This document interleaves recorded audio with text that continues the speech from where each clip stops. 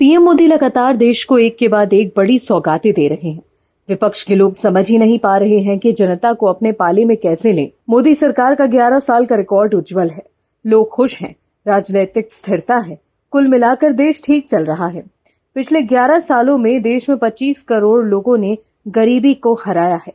गरीबी से बाहर निकलकर 25 करोड़ का समूह न्यू मिडिल क्लास के रूप में देश के अंदर तक एक बहुत बड़ी भूमिका अदा कर रहा है। जीएसटी पर पीएम मोदी के ऐतिहासिक फैसले से देश में खुशी की लहर है। आज नवरात्रि के पावन पर्व के पहले दिन से जीएसटी 2.0 लागू हो गई है।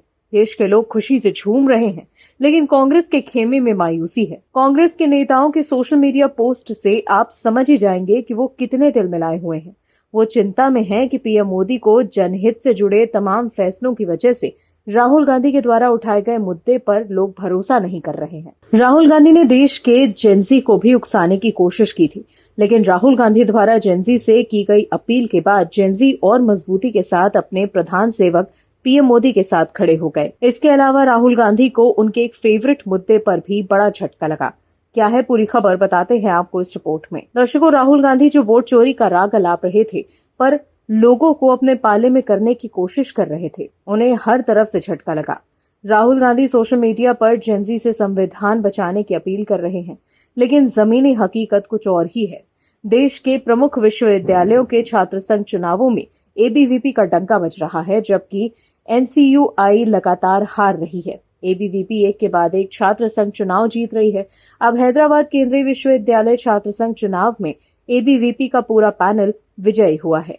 वहीं एबीवीपी की इस जीत पर बीजेपी प्रवक्ता प्रदीप भंडारी ने एक्स पर लिखा कि दिल्ली के बाद हैदराबाद में भी जेनजी ने राहुल गांधी को नकार दिया। इससे पहले पंजाब विश्वविद्यालय के छात्र संघ के चुनावों में एबीवीपी का डंका बजा था। वहीं 3 दिन पहले ही दिल्ली विश्वविद्यालय और अब हैदराबाद विश्वविद्यालय छात्र संघ चुनाव में एबीवीपी ने जीत दर्ज कर ली है। लेकिन कांग्रेस नेता राहुल गांधी संविधान बचाने के लिए इसी जेनजी को आगे आने की बात करते हैं। वहीं कांग्रेस की छात्र इकाई एनसीयूआई बीते कई सालों से दिल्ली विश्वविद्यालय में हार रही है। देश के दूसरे विश्वविद्यालयों में भी एनसीयूआई का कमोबेश यही हाल है। बीते 1 साल में एबीवीपी ने गढ़वाल विश्वविद्यालय, गुवाहाटी विश्वविद्यालय, असम, पटना विश्वविद्यालय में अध्यक्ष पद पर कब्जा किया है। ऐसे में राहुल गांधी के वोट चोरी के आरोपों के बीच युवाओं में पीएम मोदी की लोकप्रियता लगातार बढ़ती जा रही है। भारतीय राजनीति में जेनजी यानी युवा पीढ़ी को लेकर एक नई बहस छिड़ गई है। एक तरफ कांग्रेस नेता राहुल गांधी लगातार सोशल मीडिया पर इस पीढ़ी को संबोधित कर रहे हैं और उन्हें संविधान बचाने के लिए आगे आने की अपील कर रहे हैं। वहीं दूसरी तरफ देश के प्रमुख विश्वविद्यालयों के छात्र संघ चुनावों में अखिल भारतीय विद्यार्थी परिषद का एक तरफा दबदबा देखने को मिल रहा है। छात्र संघ चुनाव हमेशा से ही देश की युवा राजनीति का बैरोमीटर माने जाते हैं। एबीवीपी की इन लगातार जीतों से साफ है कि एबीवीपी अपनी विचारधारा में राष्ट्रवाद, संस्कृति और राष्ट्रीय गौरव के मुद्दे को प्रमुखता देती है, जो एक बड़े युवा वर्ग को आकर्षित करता है। एबीवीपी की ये जीत कहीं न कहीं पीएम मोदी की लोकप्रियता से भी जुड़ी हुई है।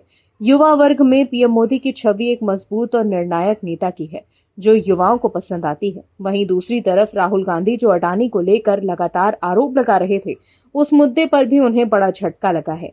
सेबी ने बीते दिनों ही उद्योगपति गौतम अडानी और उनकी कंपनियों पर लगाए गए स्टॉक में हेरफेर के आरोपों को सिरे से खारिज कर दिया। ये आरोप अमेरिकी शॉर्ट सेलर हिंडनबर्ग रिसर्च ने लगाए थे। इस मामले में सेबी ने कहा है कि लिस्टिंग समझौता यानी एलओडीआर यानी लिस्टिंग ऑब्लिगेशन और डिस्क्लोजर रिक्वायरमेंट का कोई उल्लंघन नहीं हुआ है। सेबी ने हिंडनबर्ग के आरोपों की जांच के बाद कहा कि अडानी की संस्थाओं के खिलाफ कोई ठोस सबूत नहीं मिला। दर्शकों, हिंडनबर्ग रिपोर्ट के सहारे राहुल गांधी और विपक्ष के लोग मोदी सरकार पर निशाना साध रहे थे, लेकिन ये मुद्दा भी राहुल गांधी के हाथ से निकल गया है। Bureau report, OMH news. आप दर्शकों से विनम्र निवेदन है कि चैनल को सब्सक्राइब जरूर करें